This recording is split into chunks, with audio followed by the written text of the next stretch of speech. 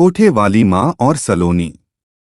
एक दुर्घटना में अपने माता पिता को खोने के बाद 5 साल की सलोनी अब पूरी दुनिया में अकेली थी। उसके रिश्तेदारों को खबर करने के बाद कुछ दिनों तक तो पड़ोसियों ने संभाला, पर जब कोई रिश्तेदार उसकी जिम्मेदारी लेने नहीं आया तो सबने उसे अनाथालय भेजना तय किया। सलोनी को ढंग के अनाथालय में भेजने की जिम्मेदारी मोहल्ले के अजय नाम के आदमी ने ली। रेशम उस शहर की मशहूर कोठे वाली थी, उसके पास अच्छे दाम मिलेंगे ये सोचकर अजय चुपचाप सलोनी को अनाथालय की जगह रेशम के कोठे पर ले गया।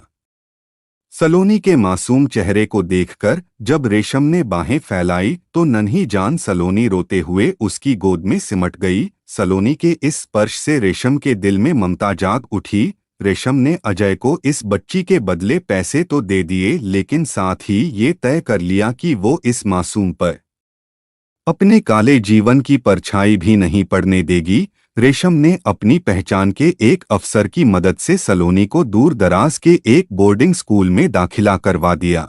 धीरे धीरे सलोनी रेशम को ही अपनी माँ समझने लगी थी। छुट्टियों में रेशम सलोनी से मिलने जाती और उसे लेकर कहीं घूमने निकल जाती। छुट्टियां खत्म होने पर सलोनी को वापस स्कूल पहुंचाकर रेशम अपने शहर लौट आती। अब सलोनी बड़ी हो रही थी। उसने एक दिन रेशम से पूछा, माँ, हम हमेशा छुट्टियों में बाहर क्यों जाते हैं, कभी घर क्यों नहीं ले जाती आप मुझे, और मेरे पापा कहाँ हैं?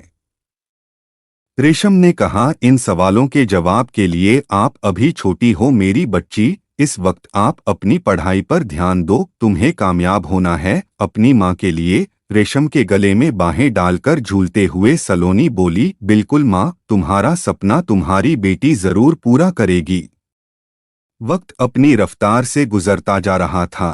12वीं के बाद सलोनी आईआईटी के लिए चयनित हो चुकी थी। इधर रेशम मन ही मन डरती रहती थी कि जब सलोनी को उसकी सच्चाई पता चलेगी तो कहीं वो उससे नफरत न करने लगे।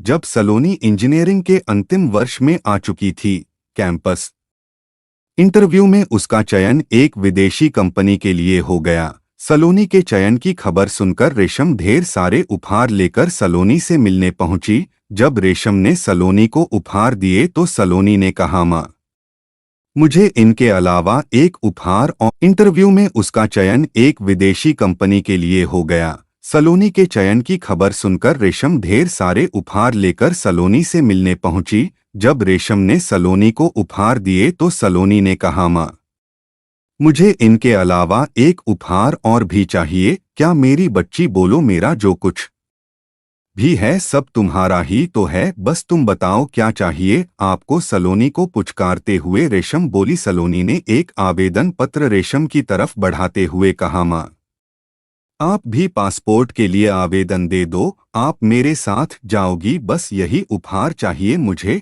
मैं वहाँ क्या करूँगी बिटिया, तुम जाओ, मैं कभी घूमने आ जाऊंगी। रेशम उदास स्वर में बोली। नाराजगी जताते हुए सलोनी बोली, अगर आप नहीं चलोगी तो मैं भी नहीं जाऊंगी। भला अपनी बेटी के पास आप सिर्फ घूमने क्यों आओगी? अब रेशम ने सलोनी को सारी सच्चाई बताना ठीक समझा।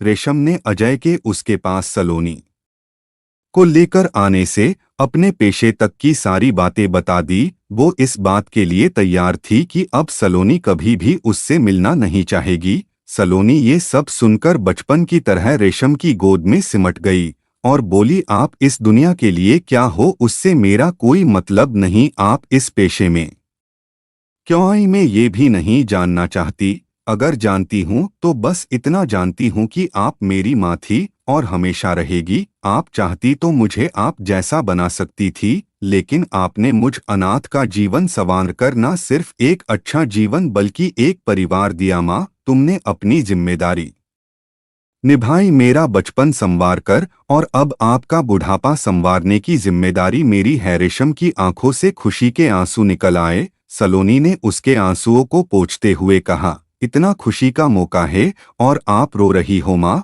चलो आंसू पोंछो और पासपोर्ट के लिए अच्छी सी तस्वीर खिंचवाने चलो। सलोनी का हाथ थामकर रेशम जिंदगी के नए सफर की तरफ कदम बढ़ा चुकी थी, जहां उसके लिए अपमानजनक बातें और संशोधन नहीं, सिर्फ सम्मान और प्यार था।